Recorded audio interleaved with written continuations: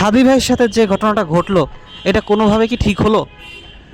কোনোভাবে কি এটা ঠিক হলো? কাজটা কি ঠিক হয়েছে কোনোভাবে? এদেশে কি রাজনীতি করাই বড় অপরাধ? ওনার দোষটা কি? উনি কি করছেটা কি? কিছু করছে? ওনার অপরাধ খালি একটাই, উনি খালি রাজনীতি করে। আর এদেশ এমন একটা দেশ, এত জঘন্য একটা দেশ, এদেশে রাজনীতি করলে গুলি খেতে হবে, তাই না? এই ধরনের গোলাগুলি, মারামারি, এগুলো তো শিখে গেছিল ওই যে কারা জানি, ওই যে নৌকা, পালতোলা নৌকা, হরেক রকম গীত গাইতো যারা, এগুলো শিখাই গেছিল।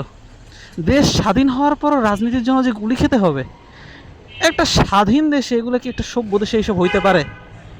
আর অনেকে এই বিষয়টাকে অনাকাঙ্ক্ষিত বলে চালাইতেছে। কেমনে ভাই? এটা কি অনাকাঙ্ক্ষিত কেমনে হয়? আজকে হাদির উপরে হয়েছে, কালকে আপনার আমার উপরে হইতে পারে। এমন একটা দেশে বাস করি ভাই, এই দেশে কেউই নিরাপদ না। এদেশে জন্ম নিয়েছেন মানে জীবনটা আপনি হাতে নিয়ে বের হয়েছেন। এদেশে রাস্তায় বের হয়েছেন মানে জীবনটা আপনি হাতে নিয়ে বের হয়েছেন। এমন একটা দেশে বাস করেন, এদেশ আপনার জন্য নিরাপদ না, কারোর জন্যই নিরাপদ না। সে দেশে রাজনীতি করা মানে হচ্ছে গিয়ে মানে নিজের জীবনটা হাতে নিয়ে বের হয়, এমনি হয়। সে দেশে রাজনীতি করা মানে জীবনটারে গুলির মুখে তাক করে রাখা আর কি, এইরকম একটা বিষয়। তা না হইলে এই ধরনের একটা মানুষ হাদি কোনো বড় ধরনের নেতাও না। এমন না যে তারা ওই জুলাই যোদ্ধার সময় যেমন একদম সম্মুখ সারিতে ছিল, এমন সম্মুখ সারির একদম টপ লেভেলের কোনো নেতা এমনও না। খুবই সেম সাধারণ একজন নেতা। সে জুলাই যোদ্ধা ছিল, ওকে ফাইন, সবই ঠিক আছে।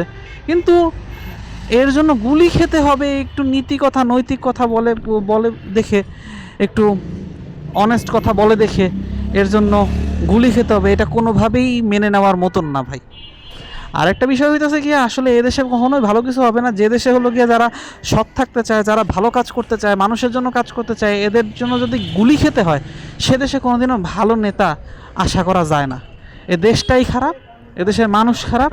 চুরি করতে করতে এমন একটা অভ্যাস হয়ে গেছে যে হচ্ছে এদেশে চুরিটাই হালাল। সেই দেশে আসলে আপনি ভালো কিছু কিভাবে করবেন? আপনার চারপাশে যখন খারাপ লোক নিয়ে আপনি যখন কোনো কিছু করতে যাবেন, ওই তা হয় তাদের সাথে সাথে আপনাকেও খারাপ হয়ে যেতে হবে। তা না হইলে ওই তাদের হাতে আপনার মাইর খেতে হবে। হাদির অবস্থা হয়েছে ওই রকমেরই। সে যখন ভালো কিছু করতে পারলো না, কিন্তু ভালো থাকতে চেষ্টা করলো, ঠিক তাকে মাইর খেতে হইলো। এখন অনেকেই বলতেছে আসলে ভাই এগুলো হলো গিয়া ওই যে যারা পালাইছে সেই দলের চক্রান্ত, বক্কর চক্কর, ভারতের চক্রান্ত, আরও অনেক কিছুই বলতেছে। ভাই দেশ তো আর শুধু বাংলাদেশ না, পৃথিবীতে আরও অনেক দেশ আছে, আরও 130-32টা দেশ আছে, বহুত দেশ আছে। সো ওইসব দেশে তো রাজনীতি হচ্ছে। হ্যাঁ, বাংলাদেশের মতন অনেক দেশ আছে যেসব দেশে এরকম মারামারি কাটাকাটি হয়, আফ্রিকার অনেক দেশ আছে, এটা সত্য। আবার ঠিক বাংলাদেশের থেকেও ভালো দেশ আছে যেসব দেশে রাজনীতির জন্য অ্যাটলিস্ট জীবন দিতে হয় না ভাই। দেশ তো স্বাধীন একটা দেশ ভাই, একবার 71-এ স্বাধীন হলো, একবার 25-এ স্বাধীন হলো। স্বাধীন দেশে স্বাধীনভাবে কাজ করতে গেলে যদি মাইর খেতে হয়, গুলি খেতে হয়, এই দেশে থাকা আর না থাকা তো সমান কথা ভাই। দেশকে ভালোবাসি বলে দেশকেটায় থাকি, কিন্তু অনেকেই বলে না যে আসলে এদেশে কোনো ক্যারিয়ার নেই, এদেশে কোনো ফিউচার নেই, এদেশে আমার জীবনের কোনো গ্যারান্টি নাই। আসলে সত্য কথা ভাই, এদেশে আসলেই কোনো ফিউচার নাই, এদেশের কোনো আসলে ভবিষ্যৎ নাই, এদেশে আসলে কোনো নিরাপত্তা নাই, কিছুই নেই। যারা থাকে তারা আসলে হয় তাদের টাকার অভাব, দেশের বাইরে যাইতে পারতেছে না, তা না হলে তারা হচ্ছে গিয়ে দেশে ভালো লেভেলে চুরি চেষ্টামি করতে পারতেছে বলে থাকে, প্রচুর টাকা আছে তাই বলে থাকে, তা না হলে তাদের কাছে ক্ষমতা আছে বলে থাকে।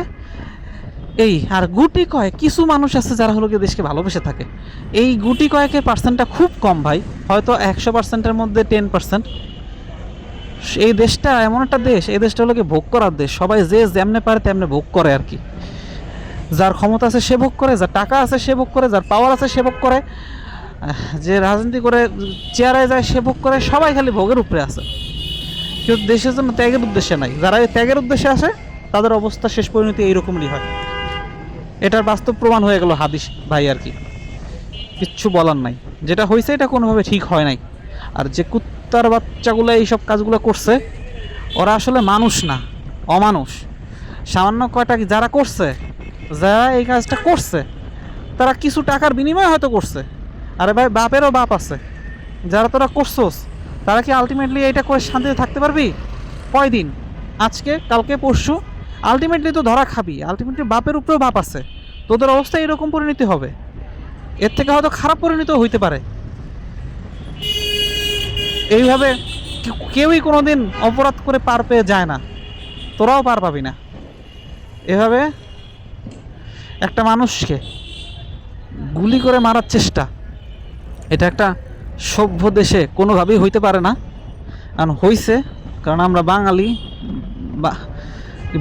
বাংলাদেশি, আমাদের দেশের কালচারটা এরকম হয়ে গেছে, যারা ভালো কিছু করতে যাবে তাদের মাই খেতে হবে। হাদির অবস্থা ওইরকম হয়েছে, কিচ্ছু করার নাই আর কি।